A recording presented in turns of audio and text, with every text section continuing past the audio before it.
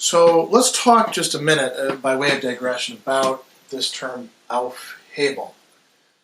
In this case, actually, aufheben, the verbal form. This is a term that Hegel is going to use, and you could translate it as sublation, which is one common translation for it, which has at least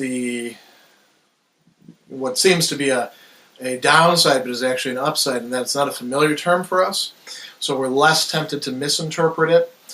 You could also translate it as transcending, provided that you include within the notion of transcending not just a leaping past or going beyond or going to a higher level, but also bringing the previous level along with you.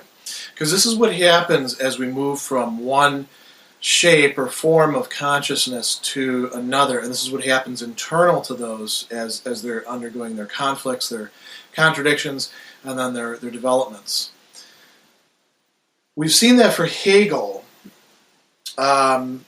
development doesn't take place by first having A, and then B emerges out of it somehow, and it's contradictory to it, and then B says, screw you to A, and leaves it behind, and everybody says, B is so much superior to A, let's forget it.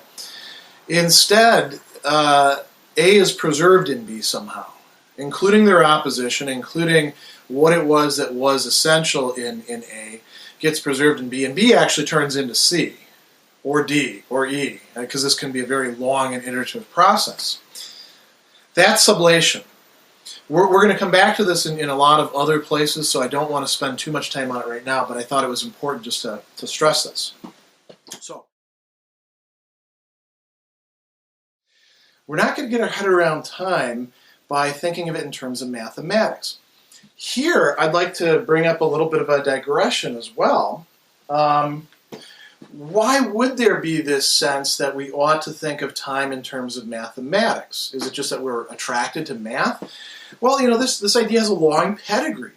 It goes all the way back to Aristotle, who said that time is the number of change, or quantity, or however you want to parse it out, of kinesis. Kinesios, actually, in the Greek. And sometimes this is talked about in terms of motion, but he's really talking about the broader category of change. He also says a few other things about time that I'll get to in a moment that tie in more closely to what Hegel is expressing here. Well, let's fast forward now to somebody else who's very important in the understanding of the relationship of time to number, and that's Augustine. Augustine says that, strictly speaking, at least from our perspective, the present is all that there is, and it's this tiny little slice, and now this present's gone. The past doesn't exist, the future doesn't yet exist. So where does all this stuff come from? How do we measure something that doesn't actually exist, i.e. time?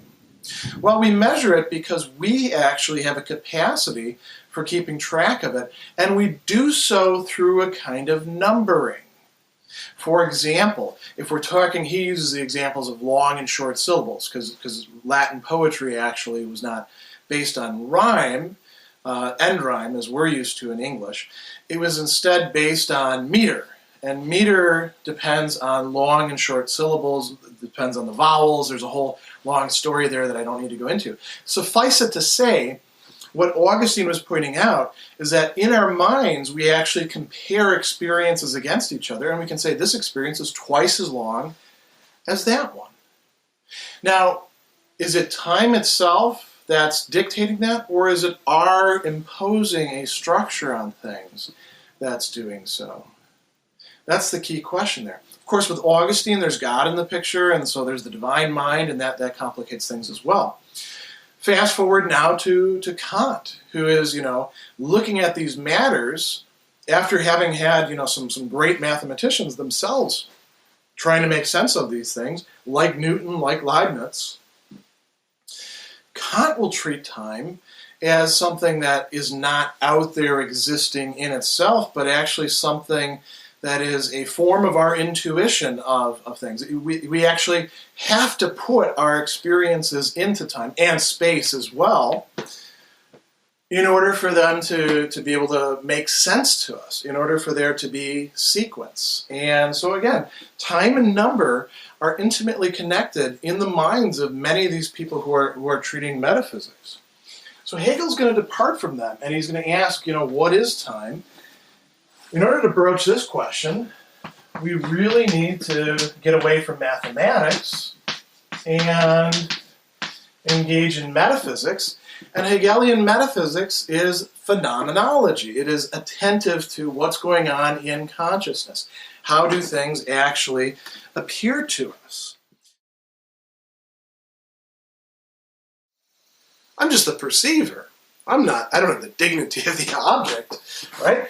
And this means that it's possible for consciousness to cause its own deception. Something that we ought to think about as an aside is whether this whole process here, this whole picture that we've got, isn't itself a way that consciousness sometimes deceives itself in modern philosophy and in naive grasp on perception. In any case, we're going to want to, if we're good consciousnesses, don't do any of this, right? Just stick with this. And then we're going to be A-okay. We grasp the truth as such. We don't want to be caught in deception. If we are, it's our own fault. We're the ones who impose that upon ourselves. Like, Descartes says, for example, in his Meditations, when I'm deceived, I can, say that there's some sort of evil deceiver out there, but that evil deceiver can't really deceive me if I actually stick to what I know and don't add or subtract anything. He doesn't use those words, but that's Hegel's terms.